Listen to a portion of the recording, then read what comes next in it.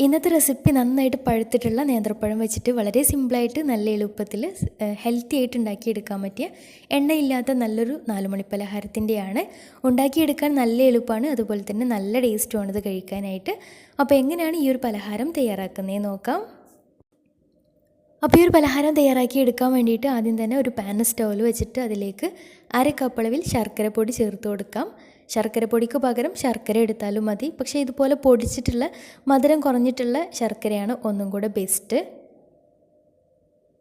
അപ്പോൾ ശർക്കര പൊടിൻ്റെ കൂടെ തന്നെ 1/4 കപ്പ് വെള്ളം കൂടെ ഒഴിച്ചിട്ട് നന്നായിട്ടൊന്ന് ശർക്കര നന്നായിട്ടൊന്ന് മെൽറ്റായി വരുന്ന സമയത്ത് ഇനി ഇതിലേക്ക് വേണ്ടത് നേന്ത്രപ്പഴമാണ്. അത്യാവശ്യം നന്നായിട്ട് തന്നെ പഴുത്ത് തൊലിയൊക്കെ കറുത്തിട്ടുള്ള പഴമാണ് എടുത്തിട്ടുള്ളത്.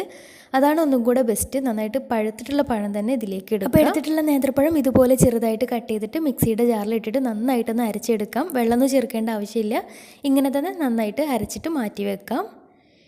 ഇനി ഒരു നോൺ സ്റ്റിക്കിൻ്റെ പാനിൽ 1 കപ്പ് അളവിൽ ഗോതമ്പൊടി ചേർത്ത് കൊടുക്കാം. ഇനി ഇതൊരു മീഡിയം ടു ലോ ഫ്ലെയിമിൽ ഇട്ടിട്ട് നന്നായിട്ട് കളറൊക്കെ മാറി നന്നായിട്ടൊന്ന് വറവായിട്ട് കിട്ടണം. നല്ല വറവിൻ്റെ സ്മെല്ലൊക്കെ വരണം. ആ ഒരു കുറച്ച് സമയം ഇത് നന്നായിട്ട് വറുത്തെടുക്കാം. അപ്പോൾ ഗോതമ്പൊടി നന്നായിട്ട് വറവായിട്ട് കിട്ടിയാൽ ഈ ഒരു സമയത്ത് തന്നെ പഴം നന്നായിട്ട് അടിച്ചിട്ട് മാറ്റി വെച്ചിട്ടുണ്ടായിരുന്നു.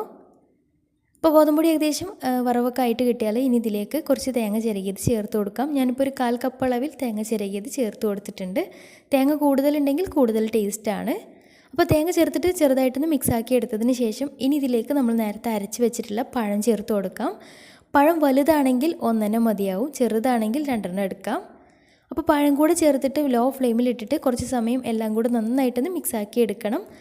കുറച്ച് സമയം പഴം കൂടെ ചേർത്തിട്ട് ആ ഒരു ലോ ഫ്ലെയിമിൽ ഇട്ടിട്ട് നന്നായിട്ടൊന്ന് വെന്ത് കിട്ടണം. എന്നാൽ പഴത്തിൻ്റെ ആ ഒരു കുത്തുന്ന ടേസ്റ്റൊന്നും ഇതിന് വരികയില്ല. അപ്പോൾ കുറച്ച് സമയം ലോ ഫ്ലെയിമിൽ ഇട്ടിട്ട് നന്നായിട്ട് മിക്സാക്കി എടുത്തു കഴിഞ്ഞാൽ ഇനി ഇതിലേക്ക് നല്ലൊരു ഫ്ലേവറിനും വേണ്ടിയിട്ട് 1 ടേബിൾ സ്പൂൺ നെയ്യ് ചേർത്ത് കൊടുക്കാം. നെയ്യ് വേണമെങ്കിൽ ഗോതമ്പൊടി വറുക്കുന്ന സമയത്ത് ഫസ്റ്റും ചേർത്ത് കൊടുക്കാം കേട്ടോ. അപ്പോൾ നെയ്യിൻ്റെ ഒരു ടേസ്റ്റും കൂടെ ഉണ്ടാകുമ്പോൾ നല്ല ടേസ്റ്റാണ്. അപ്പോൾ നെയ്യൊക്കെ ചേർത്ത് കട്ടയൊന്നും ഇല്ലാതെ നന്നായിട്ട് ഉടച്ചിട്ട് കുറച്ച് സമയം ലോ ഫ്ലെയിമിൽ ഇട്ടിട്ട് നന്നായിട്ടൊന്ന് വേവിച്ചെടുക്കാം. കൂടെ തന്നെ ഇതിലേക്ക് നല്ലൊരു ഫ്ലേവറിന് വേണ്ടിയിട്ട് 1 ടീസ്പൂൺ അളവിൽ ഏലക്ക പൊടിച്ചതും കൂടെ ചേർത്ത് കൊടുക്കുന്നുണ്ട്. അപ്പോൾ അതും കൂടെ ചേർത്തിട്ട് നന്നായിട്ട് മിക്സാക്കി എടുക്കാം. ശേഷം നമ്മൾ നേരത്തെ ഉരുക്കി വെച്ചിട്ടുള്ള ശർക്കര പാനിയും കൂടെ ഇതിലേക്ക് ഒഴിച്ചിട്ട് കട്ടയൊക്കെ നന്നായിട്ട് ഉടച്ചിട്ട് നന്നായിട്ട് മിക്സാക്കിയിട്ട് കുറച്ച് സമയം വേവിച്ചെടുക്കാം. ഈ ഒരു സമയത്ത് വേണമെന്നുണ്ടെങ്കിൽ 1 ടേബിൾ സ്പൂണും കൂടെ നെയ്യ് ഒഴിച്ചു കൊടുക്കാം.